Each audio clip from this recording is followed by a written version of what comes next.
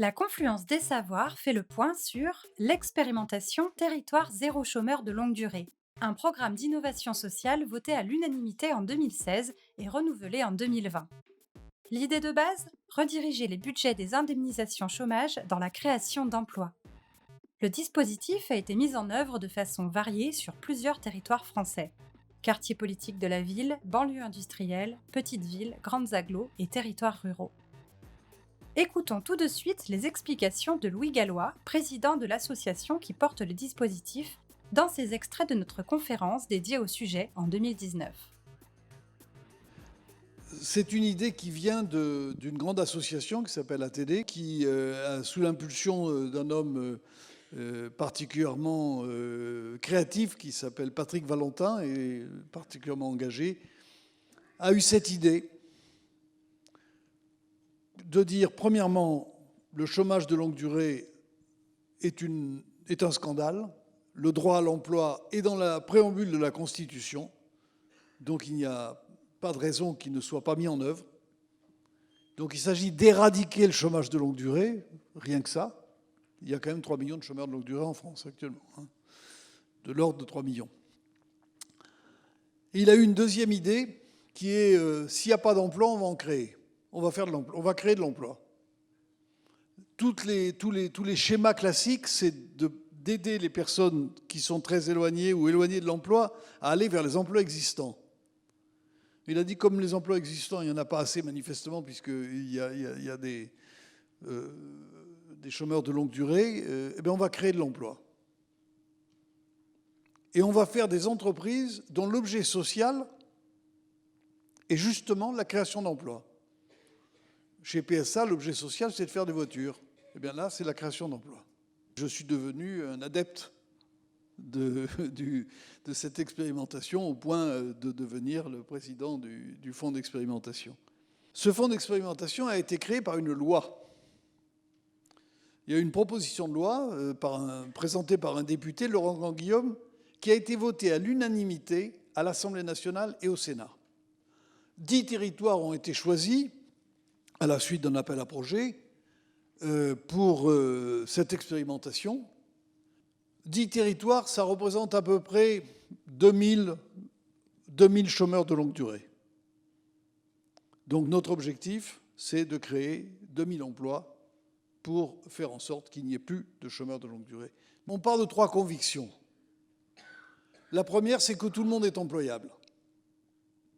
Et que si les personnes se révèlent inemployables, c'est au terme du processus, ce n'est pas au début. Dès lors qu'on fait l'inventaire des capacités des personnes, des souhaits des personnes, et qu'on essaye de trouver l'emploi qui correspond à ses capacités et à ses souhaits. La seconde conviction, c'est qu'il y a une masse considérable de travaux utiles. Comme c'est un système subventionné par l'État, il est clair qu'il ne faut pas aller sur des travaux qui feraient concurrence à l'emploi marchand existant ou aux emplois publics. Il faut se situer dans les interstices qui ne sont couverts ni par l'emploi marchand ni par l'emploi public. Et il y en a une foultitude. C'est d'une variété extrême. Depuis l'entretien des espaces verts, le maraîchage, la fabrication de matelas en laine, la fabrication de couches lavables qui a disparu en France pour les bébés, l'aide à domicile des personnes en situation de difficulté, personnes âgées, les conciergeries d'immeubles, les garages solidaires. Bref, c'est un inventaire à la Prévert. Ce qui unit tous ces travaux, c'est qu'ils sont considérés comme utiles par les... J'ai oublié le coaching des élèves, excusez-moi. Ils sont considérés comme utiles par l'environnement et par la personne elle-même, qui retrouve sa dignité parce qu'elle fait un travail utile. C'est essentiel. La troisième conviction, c'est qu'il y a de l'argent. Nous sommes actuellement à 700 emplois. sur ces 700 emplois, on a fait le calcul de ce que la puissance publique, c'est-à-dire l'État, les départements, les caisses d'allocation familiale, Pôle emploi, économisent quand on met quelqu'un qui est un chômeur de longue durée, qu'on lui propose et on le met à l'emploi. Et aussi les recettes générées, puisque ces personnes n'avaient pas de ressources ou des ressources extrêmement faibles et qu'on leur offre le SMIC avec un CDI. Quand on fait l'addition des économies réalisées et des recettes générées par le fait que les gens consomment plus, ce sont des personnes qui consomment pratiquement tout ce qu'elles gagnent. Quand vous êtes au SMIC, vous consommez tout ce que vous gagnez. Vous payez la TVA là-dessus. Vous alimentez le commerce local. Et quand on fait ce calcul, nous avons fait le calcul, on aboutit à un gain pour les puissances publiques de l'ordre de 20 000 euros par an. 20 000 euros par an, c'est à peu près de l'ordre du SMIC chargé. C'est-à-dire que quand l'État verse en 2019 17 000 euros, il retrouve dans l'année les ressources, les recettes équivalentes à la dépense qu'il a faite. Il s'agit donc de créer des entreprises à but d'emploi, imaginées comme des interfaces mettant en lien les compétences d'un territoire et ses besoins. Les emplois créés, payés au SMIC, en CDI, consistent en des services aux habitants ou aux entreprises du territoire qui ne sont couverts ni par l'emploi marchand ni par l'emploi public. À Villeurbanne, dans le quartier Saint-Jean, l'entreprise à but d'emploi s'est donné le nom d'Émergent et elle est passée de 4 à 95 salariés en 4 ans. Tout de suite, le récit de l'aventure villeurbanaise avec Bertrand Fouché, le président d'Émergent. Effectivement, le projet a démarré en fait en 2016 sur le territoire, en parallèle du processus législatif qui a conduit à l'adoption de la première loi d'expérimentation. Il y a eu tout un travail de terrain qui a été mené en fait à l'initiative de la collectivité, mais pas uniquement, c'est-à-dire qu'elle a réuni très vite autour d'elle des acteurs de la société civile, et notamment des acteurs engagés dans les questions de solidarité, comme la mission d'information sur l'exclusion, la MRI. Et donc, ils ont tout de suite engagé en fait un travail de terrain, de rencontres avec les habitants, dont certains étaient privés d'emploi, mais l'entrée, c'était vraiment les habitants. Et puis, tous les acteurs qui sont présents sur le territoire, donc les associations, les entreprises, le centre social, la maison de service public, etc. Et à partir de cette mobilisation en fait, de terrain, ils ont constitué ce qu'on a appelé un groupe pilote d'une douzaine de personnes intéressées pour rejoindre l'expérimentation, qui elles-mêmes habitaient le quartier, étaient privées d'emploi depuis au moins un an. Et en fait, on préparait d'une part, la candidature de Villeurbanne à l'expérimentation, puisque c'était dans un processus en fait, d'appel à projet qui a été mené par l'État fin 2016. Mais en parallèle, surtout, ce qui est important de retenir, c'est qu'ils ont conduit tout le processus de préparation pour pouvoir être prêts dès début 2017 à lancer concrètement l'opération et la création de l'entreprise. Et d'ailleurs, la douzaine de volontaires bénévoles en fait, qui ont préparé le projet, habitants bénévoles, sous l'impulsion en fait, d'un chef de projet qui est aujourd'hui directeur de l'entreprise, qui est Paul Bruyel, sont devenus en fait les 12 premiers salariés lors de la fondation et de la naissance d'Émergent, donc l'entreprise, le 27 mars 2017. Voilà. Donc l'entreprise a démarré le 27 mars 2017 avec une douzaine de salariés et puis a grandi très vite, puisque fin 2018, on était déjà 80. On a énormément développé des activités, donc dans 3 directions. Le service aux habitants, on a ce qu'on appelle un comptoir de quartier, qui est une forme de conciergerie, qui offre tout un tas de services qui avaient disparu en fait, du quartier Saint-Jean, comme aujourd'hui un relais colis. Bientôt, on va reprendre le service postal, là, qui était absent du quartier depuis 5 ans. Du soutien scolaire, des services de retouche couture, on est point de vente pour les tickets TCL également. Et puis, beaucoup de services aux entreprises, notamment dans le domaine de la transition écologique, dans le domaine de services qui en fait rendent la vie des dirigeants et puis des salariés plus facile, plus qualitative, comme par exemple l'entretien de vêtements de travail, comme par exemple des conciergeries d'entreprise. Et on développe aussi nos relations avec les entreprises là, avec un nouveau modèle en fait, d'engagement qui sous forme de mise à disposition, où en fait on prête, on vend des compétences des salariés auprès des entreprises et qui se chargent de leur côté de les encadrer. À Villeurbanne a été mise en place, à côté de l'entreprise émergent, une association appelée le Booster de Saint-Jean, dont les missions inédites nous sont présentées ici par son président Gilles Morer. Le Booster est une association aujourd'hui unique dans le cadre de l'expérimentation Territoire zéro chômeur de longue durée. Nous avons été créés il y a 4 ans en appui du quartier Saint-Jean à Villeurbanne et nous assurons un certain nombre de missions importantes. Alors, tout d'abord, vis-à-vis des habitants et des salariés, nous organisons la gestion de la file d'attente des habitants du quartier qui sont intéressés.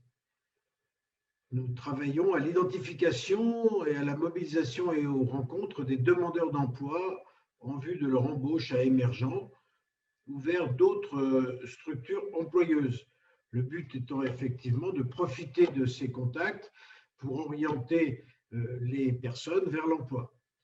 Et puis, à l'issue de ceux qui ont été embauchés à émergent mais qui souhaitent aller vers des emplois extérieurs, eh bien, nous les accompagnons pour qu'ils puissent prendre le bon chemin vers ces emplois. Une autre des missions, par les habitants et les salariés, nous avons une mission au niveau des activités. En particulier, pour recenser et étudier des activités utiles au territoire, pour mobiliser les entreprises du quartier, parce qu'elles contribuent fortement à l'emploi. Et donc, nous animons à ce titre un club d'entreprises. Et puis, nous gérons aussi certaines activités, par exemple, ce que nous appelons l'îlot vert, qui est un terrain qui nous est confié pour faire du maraîchage et du compostage de biodéchets. Ce qui est intéressant également, c'est qu'aujourd'hui, les salariés ont pris la main sur la recherche aussi d'activités, ce qui augmente effectivement les possibilités d'emploi pour les salariés d'émergents. De fait, le Booster réalise pour le compte du comité local de Villeurbanne, Saint-Jean, la plupart des missions de pilotage opérationnel confiées par la loi en complémentarité du service public pour l'emploi et des acteurs associatifs de l'insertion. Depuis 1 an environ, le Booster, nous avons élargi également notre champ d'action au-delà d'émergents en accompagnant des projets de création de nouvelles entreprises à but d'emploi. Alors, ces 2 entreprises sont Enjoué pour le recyclage des jouets et elle a été habilitée comme une EBE dans le cadre du projet et va prendre son autonomie début 2022. Et puis, deuxième entreprise que nous accompagnons, c'est Engagé. Alors, c'est une entreprise qui travaille pour le service de proximité aux entreprises. Et donc, le Booster a porté sa préfiguration et on voit aujourd'hui ça porte déjà ses fruits avec de très beaux résultats.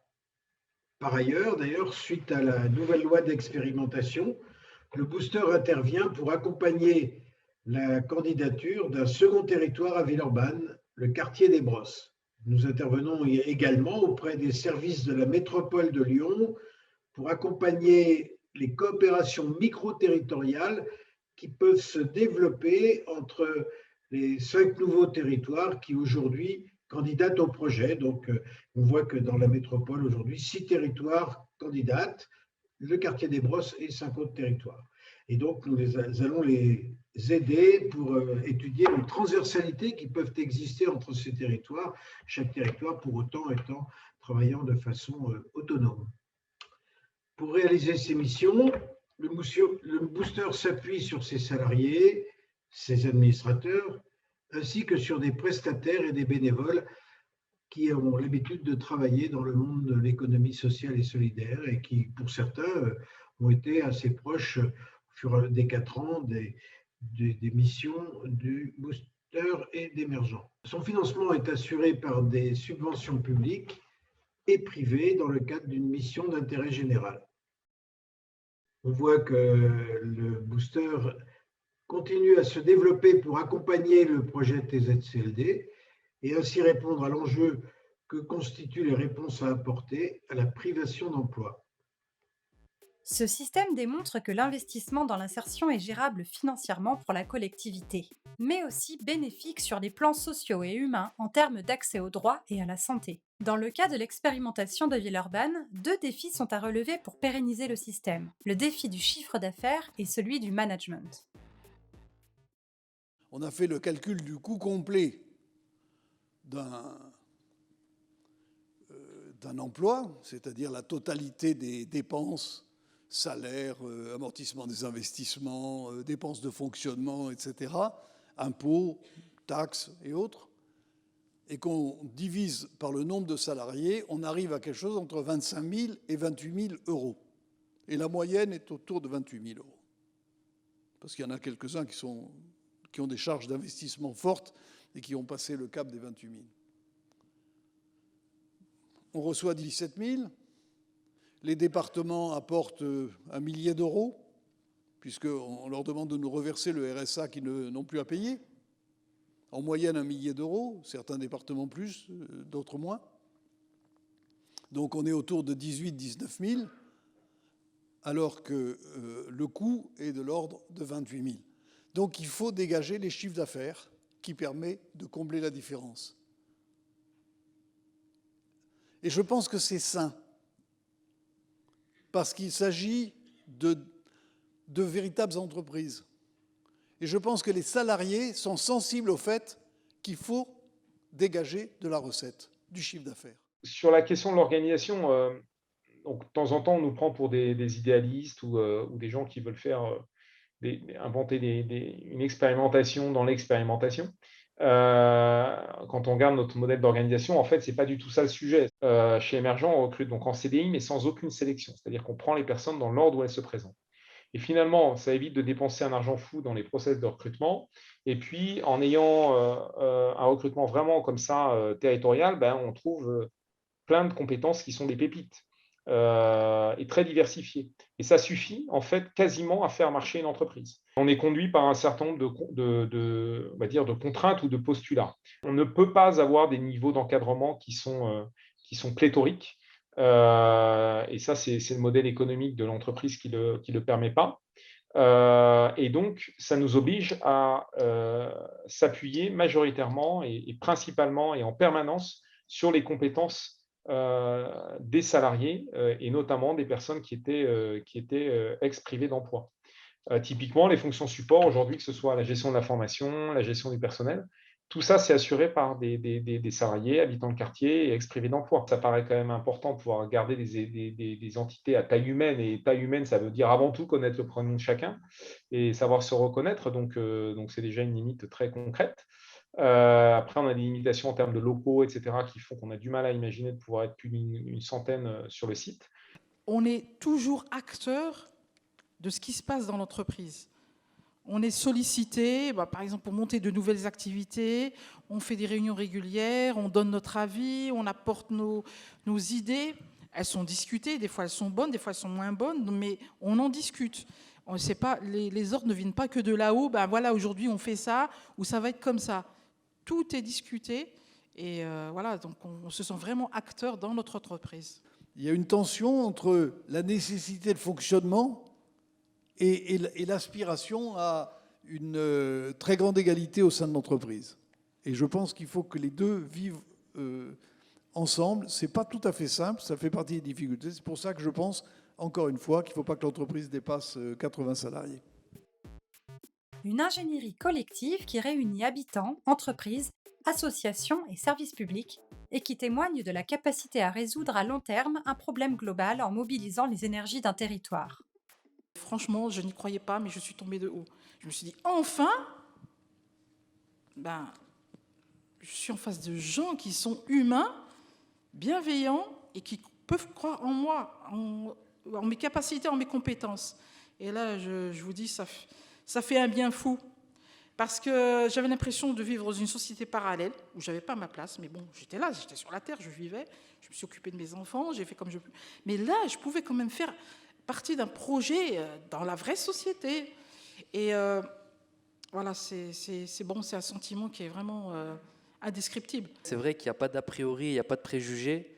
On ne m'a pas demandé mon parcours, mes expériences ou quoi. On m'a dit, bah, est-ce que tu habites à Saint-Jean? Est-ce que voilà, tu es éligible? Oui. Et on m'a pris directement dans le projet.